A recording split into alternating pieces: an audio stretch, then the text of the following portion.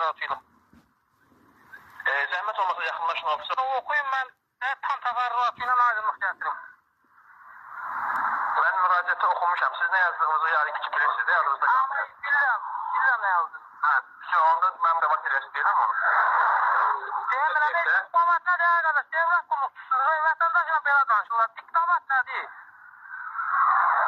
Yəni öz yazdığınızı bilirsiniz də sizin müraciətinizdə avazınızı danışırsınız. Mən vətəndaşım, sən mənlə zakonla danışdın. Mən devlətin vətəndaşım, sən də məmursan. Mənlə belə normal mədəni danışır. Nə danışırsın? Diktamat nədir? Sən Azərbaycanlıyıq da, biz Azərbaycan özümüzdən. Yaxşı, mən onu təzdən sizə nəyə görə oxumalıyam? Çünki tam təfərrüatı ilə mən sizə aydınlıq verməliyəm. Nədir, nə məsələdir də?